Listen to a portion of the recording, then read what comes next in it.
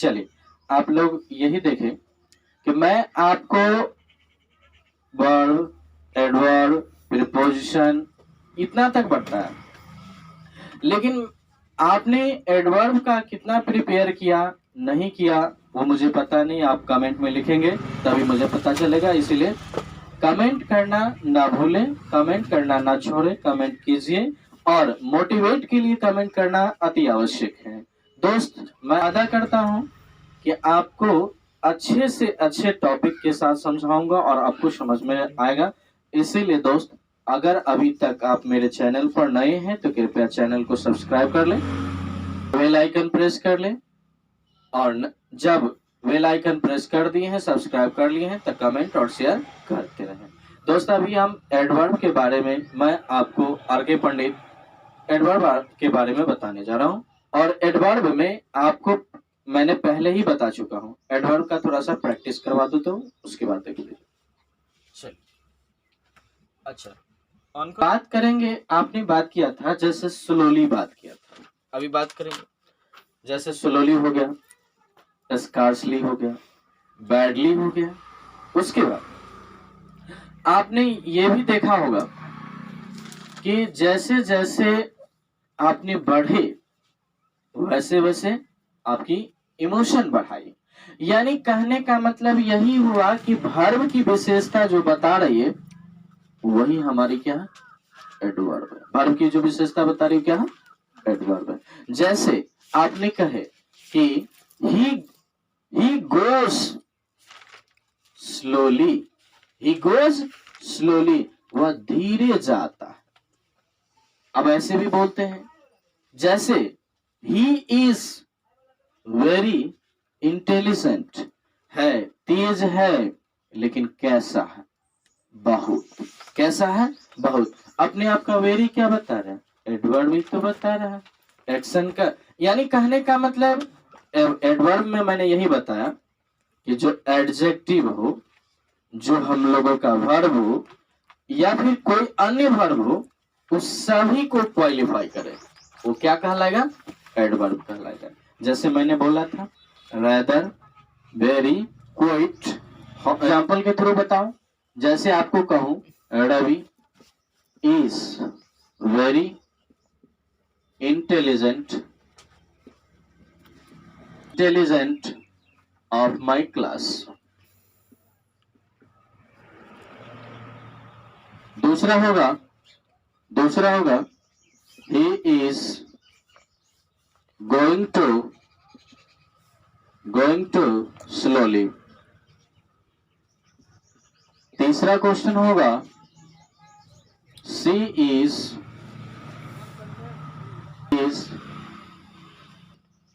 a quite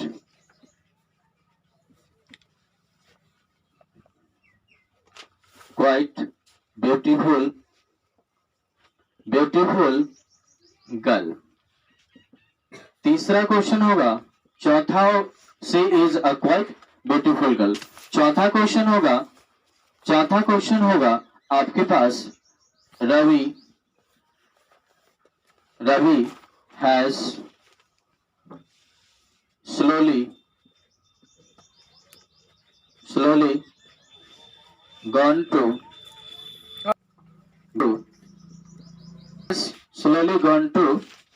school। has slowly gone to school।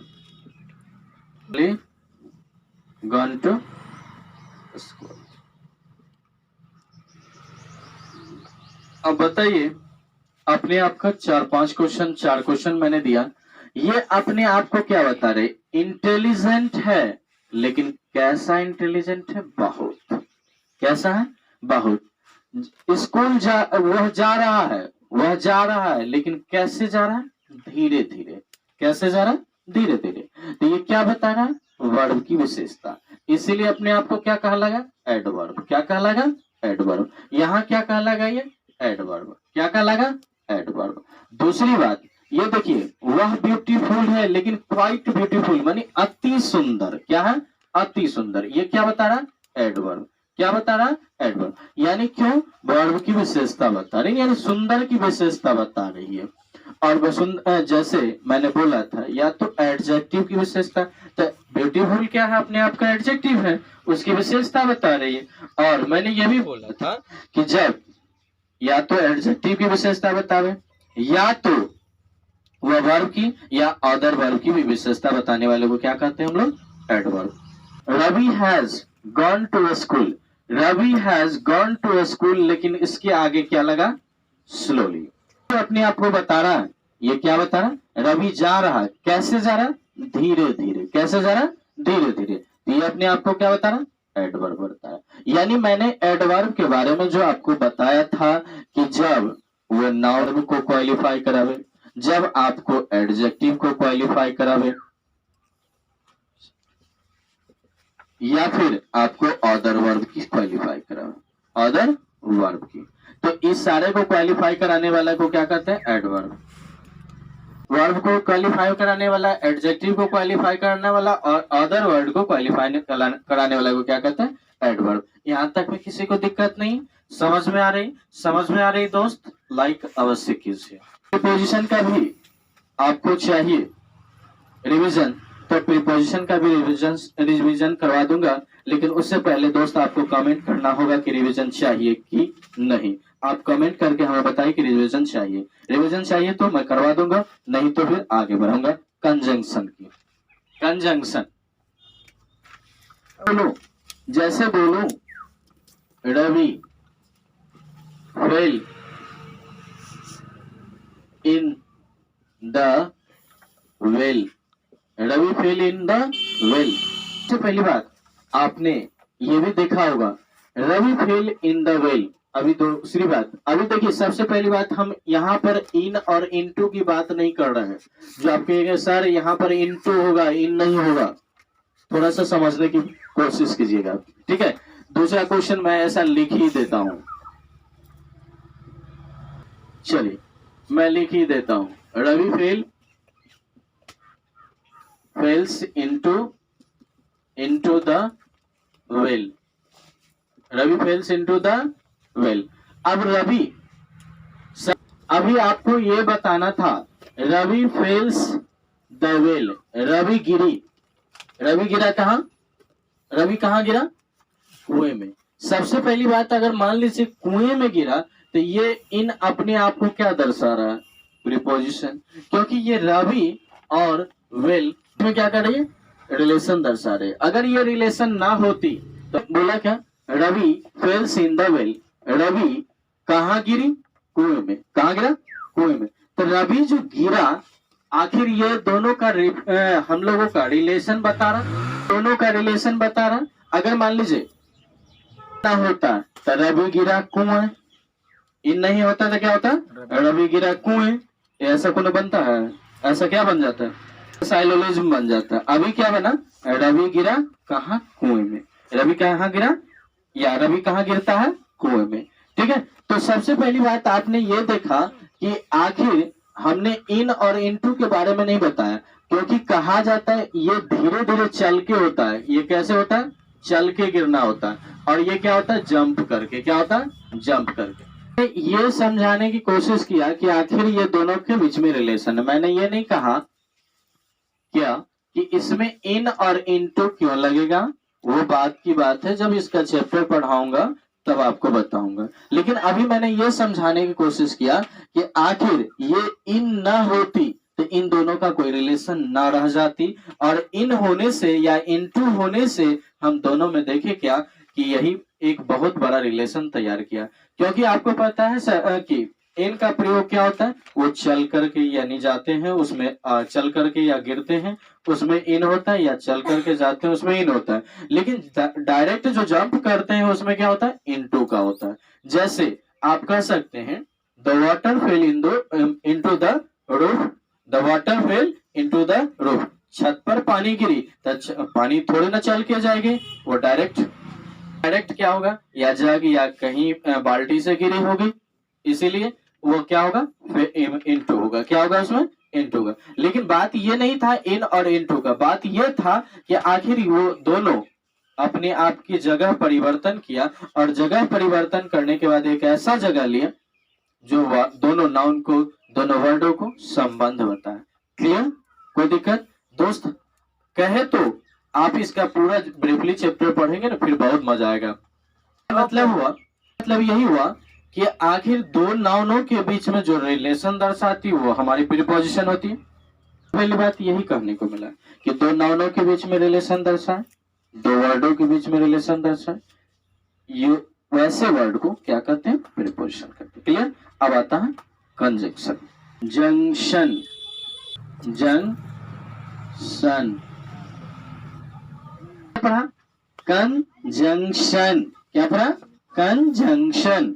ये देख लीजिए, मैंने तोड़ रहा हूं इसको, कन प्लस जंग, जंग प्लस सन। अब इन तीनों का वर्ड होता है, तीनों का अपना मीनिंग होता है। कन का मतलब होता है जोड़ना, और जन का मतलब होता है छोटे छोटे, छोटे छोटे, छोटे छोटे। क्लियर? और ये सन का मतलब होता है कुछ भी वस्तु हो सकती है, कोई भी वस्तु हो सकती है। अब बताइए, मैं एक वर्ड कहूं, आपने ये कहा कि या तो छोटे छोटे वर्ड को डिफिनेशन कैसे बनेगा मैं बताऊंगा। जैसे पहले, उससे पहले मैं एक कहानी कह देता हूं। जैसे देखिए, सबसे पहली बात, आपने जो तोड़े, तो जैसे मैंने बोला कन, CON, अब इसके बाद जन। रखिए यही बात कि इसमें N नहीं है, लेकिन इसमें मैंने डाला, लेकिन इसमें C है, इसमें नहीं डाला। अपने आप को वर्ड बना लिया अपना अपना। ठीक है? कोई दिक्कत? देखिए, ये मत कहिएगा सर ये N कहाँ से आप प्रोनाउंसिएशन क्या करते हैं? कन जन, जन क्या बोलते हैं? जन। इसलिए मैंने बना दिया N, JUN। क्या बना? N। और इसको बनाया सन, यानी आप इसको STION भी लिख सकते हैं। इसको आप लिखने के लिए STION भी लिख सकते हैं, या ठीक है तो भी लिख सकते हैं, या अपने समझने के लिए बना है।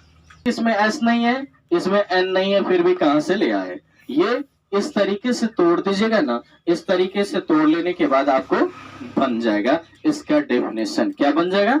इसका डेफिनेशन आसानी से मिल जाएगा। और मैंने बोलू, देखिए एक कहानी कहने वाला था, मैं कह देता हूँ। जैसे देखिए, दो प्लेट सकते हैं जिसको पटरी कह सकते हैं, तो दो पटरी, जहां सिर्फ दो पटरी होती है, वहां क्या आप जंक्शन लिखते हैं? नहीं, वहां क्या लिखते हैं? सिर्फ प्लेटफॉर्म या हॉल्ट लिखते हैं, प्लेटफॉर्म या हॉल्ट। दूसरी बात कहा जाता है, जहां सिर्फ दो होती है वहां सिर्फ हॉल्ट लिखाती है। दो से अधिक होती है तभी प्लेटफॉर्म होती है, जैसे दरभंगा प्लेटफॉर्म। ठीक है? इसलिए क्या? दरभंगा प्लेटफॉर्म या फिर मधुबनी प्लेटफॉर्म, है ना? अगर दो से अधिक मिले, जहां 10, 20, 4, 5, 10 ऐसे मिलती, उसे क्या कहते हैं? जंक्शन। क्या बोलते हैं? जंक्शन। जैसे नहीं लिखा रहता समस्तीपुर जंक्शन, जैसे मुंबई जंक्शन, ऐसे नहीं लिखा रहता। उसके बाद ये हाजीपुर जंक्शन। तो इसमें क्या देखा आपने? दो से अधिक, जहां लगभग 10, 20 होते हैं, ऐसे को क्या कहते हैं? जंक्शन। आपने वस्तु लिखा, आप इसमें वर्ड लिख सकते हैं, आप इसमें सेंटेंस लिख सकते हैं, आप इसमें पैराग्राफ लिख सकते हैं, आप इसमें कुछ भी लिख सकते हैं। ठीक है? तो सबसे पहली बात, ग्राफ, पैराग्राफ, कुछ भी लिख सकते हैं। तो मैंने यही बोला कि जो दो वर्डों को जोड़ता है, जो छोटे छोटे सेंटेंसों को जोड़ता है, उसे क्या कहते हैं? कंजंक्शन। जो छोटे छोटे पैराग्राफ को जोड़ता है, उसे क्या कहते हैं? कंजंक्शन। क्या कहते हैं? कंजंक्शन। तो आपने यही देखा, वस्तु जो लिखा है इसलिए क्योंकि आपने देखा था प्लेटफॉर्म को जो जोड़ा था वो कोई वर्ड नहीं था, कोई सेंटेंस और पैराग्राफ नहीं था, वो क्या था? वस्तु था। जैसे मान के चलिए, हम लोगों ने भी बहुत सारे पार्ट करते हैं, सारे पार्ट देखते हैं, अलग अलग रहता है, उसको जोड़ देते हैं। उसका मतलब क्या? जोड़ना, कनेक्ट करना। कंजंक्शन बना कौन चीज के लिए? कनेक्ट करने के लिए, जोड़ने के लिए। नाम से स्पष्ट है, जोड़ना। कनेक्टर वर्ड ही कंजंक्शन का रूप धारण करता है। कनेक्टर वर्ड ही कंजंक्शन का रूप धारण करता है, क्योंकि वो भी क्या करता है? कनेक्ट करता है, जोड़ता है, और ये भी क्या करता है? कनेक्ट करता है, जोड़ता है। यह दोनों एक जैसे ही काम करने की भांति होती है। कंजंक्शन होता कौन कौन है वो बता देते। जैसे और हो गया, जैसे और हो गया, नॉर हो गया, उसके बाद आपका एंड हो गया, है ना, आइदर हो गया, नाइदर हो गया, नाइदर हो गया, आइदर और नाइदर, और इस सारे क्या कहलाते हैं? कंजंक्शन कहलाते। क्या कहलाते हैं? कंजंक्शन। यानी कहने का मतलब हुआ, जैसे आपको कहूं Ram and Shyam, Ram and Shyam are going to market. अब देखिए, सबसे पहली बात आपको यह देखना है कि राम और श्याम को जोड़ा कौन? एंड। राम और श्याम को जोड़ा कौन? एंड। ये अपने आप को क्या है? राम एक वर्ड है, श्याम एक अपना वर्ड है। भले उसका आप कहते हैं नाउन है, भले उसका आप नामकरण कर देते हैं कि नाउन है, क्योंकि राम को देखते हैं नाउन है, श्याम को देखते हैं नाउन है। कौन सा वर्ड है? कंजंक्शन। कौन सा है? कंजंक्शन है। कौन सा है? कंजंक्शन है। बात समझ रहे? यानी कहने का मतलब जो दो वर्डों को जोड़ता हो, जो दो सेंटेंसों को कनेक्ट करता है, जो दो सेंटेंस पैराग्राफों को कनेक्ट करता है, उसे क्या कहते हैं? कंजंक्शन। क्या कहते हैं? कंजंक्शन। कोई दिक्कत? चलिए एक दो सेंटेंस और भी बना दूंगा, समझ में आ जाएगा। जैसे and you are close friend, close friend. I and you, जैसे ई एंड क्या करा? क्या करा? अपने आप को कनेक्ट करा। क्या करा? कनेक्ट करा। और कनेक्ट करने वाला वर्ड ही क्या कहलाता है? कंजंक्शन। क्या कहलाता है? कंजंक्शन। आप इसका नामकरण कर दिए हैं कि ये प्रोनाउन है और ये भी प्रोनाउन है, लेकिन ये दोनों अपने आप का क्या है? वर्ड है। इसका क्या है? ये दोनों वर्ड है, और दोनों को जोड़ने वाला क्या है? एंड। यानी कनेक्ट करने वाला क्या है? एंड। इसलिए इसे क्या कहा गया? कंजंक्शन। क्या कहा गया?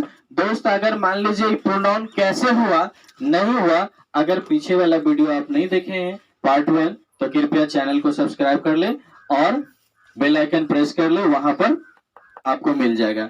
दोस्त, अगर नोटिफिकेशन आपको नहीं मिलता है तो चैनल को सब्सक्राइब कर लीजिएगा, सारा का सारा वीडियो का नोटिफिकेशन आपके पास तक चला जाएगा और आसानी में आप देख लेंगे प्रोनाउन। इससे आपको कहीं दिक्कत हो, तो प्रोनाउन में भी दिक्कत हो, या कोई भी चैप्टर में दिक्कत हो, या कोई भी वर्ड में दिक्कत हो, तो आप हमें कमेंट करना ना भूले। कमेंट करें, कमेंट करने के बाद बताएं, आपको सॉल्यूशन पूरा दिया जाएगा। प्रोनाउन के लिए पीछे वाला वीडियो देख ले, पार्ट 1 होगा।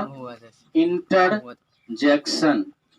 इंटरजेक्शन इंटरजेक्शन कहा जाता है, इसे विस्मयादि बोधक कहा जाता है। क्या कहा जाता है? विस्मयादि बोधक। यानी इंटरजेक्शन को ही हम लोग मिशन कहते हैं, यानी एक्सक्लामेटरी। क्या कहते हैं? एक्सक्लामेटरी।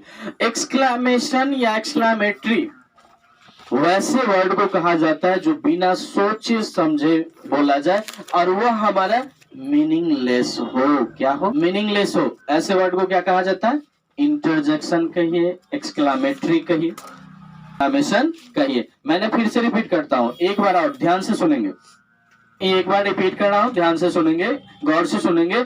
आप लोग बैठे रहें, सब कुछ मिलेगा आपको, ठीक है? उठ के जा कहां रहे? देखिए, सबसे पहले बात मैंने कहा कि वैसा वर्ड जो बिना सोचे समझे, वैसा वर्ड लिखे, वैसा वर्ड जो बिना सोचे समझे बोला जाता हो, वैसा वर्ड जो बिना सोचे समझे बोला जाता हो और वह मीनिंगलेस हो, मीनिंगलेस हो, क्या कहते हैं? इंटरजेक्शन। क्या कहते हैं? इंटरजेक्शन। क्या कहा? एक वर्ड लिखा दे तो, कि वैसा वर्ड जो बिना सोचे समझे बोला जाता हो और वह मीनिंगलेस हो, तो क्या कहते हैं? एक्सक्लामेशन या फिर इंटरजेक्शन कहते हैं। क्या कहते हैं? इंटरजेक्शन। जैसे हाय, जैसे बोलते हैं हेलो, है ना, तो ऐसे बोलते हैं हेलो लो लो लो लो, ऐसे इसका मीनिंग नहीं आता है, लेकिन हेलो का मीनिंग आता है। बात समझ रहे? जैसे बोलते हैं हाय, इसका मीनिंग नहीं आता, हाई का मीनिंग आता है। क्लियर है?